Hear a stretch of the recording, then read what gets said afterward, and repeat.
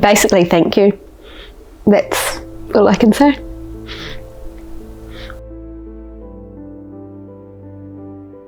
Hi, my name's Amber. I'm 32 years old, and last year I was diagnosed with cervical cancer. I was always sort of having abdominal pains, and I thought it was intolerances, like food intolerances, things like that. So I actually pushed really hard. I saw a nutritionist and got in to get my blood test and get a pap smear. So after those results came in, she rang me and she said, we need to get you straight into the gynecologist. And so from there I was sort of a bit like, oh, there must be something going on. And within 10 days I was diagnosed with cervical cancer. Obviously there was a few tears that day because I was like, okay, this is big now. This is quite full on and quite serious. So yeah. I sort of sat down and said, I've got a bit of news. And I just said, look, I've been diagnosed with cancer. This is it. And yeah, that was probably the scariest. And then came telling my sister, the next one. And yeah, so there's just the three of us, my sister, myself and I. And she handled it really well. I thought, she might have got a bit scared, but she was brilliant. She was a bit of a rock. She came with me to my first couple of chemos, and she was very good, very strong.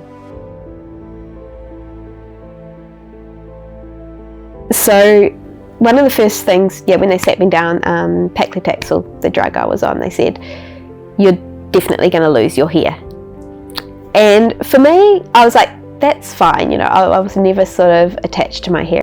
But there was a moment when I went in to the wig place in Auckland, and I was sitting there trying on all the wigs, and I'd gone through about 12 wigs, and then they put one on me and I started to cry, and that's when reality set in. I was like, I'm going to lose my hair.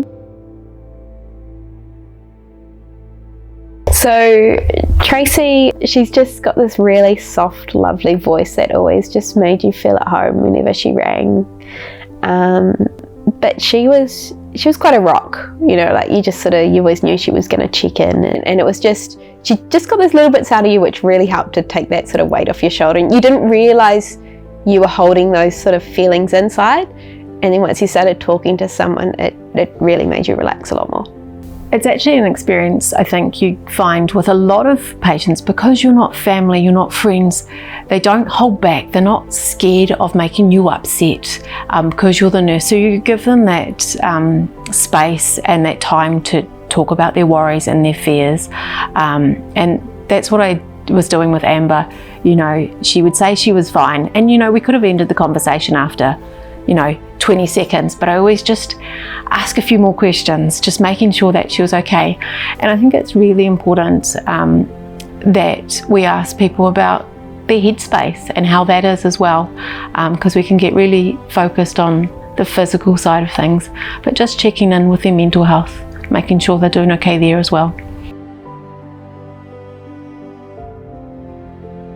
I think there's probably days that Tracy got Amber through that we couldn't kind of get her through, and so I'm really grateful to the Cancer Society because I've still got my best friends, and she's a battler, but there are other people out there who probably maybe don't have the same support network and the same ability to battle. So if a Cancer Society can fill that kind of gap for them and help them get through, then that's irreplaceable, really. Please do support the Cancer Society because they do make a huge difference.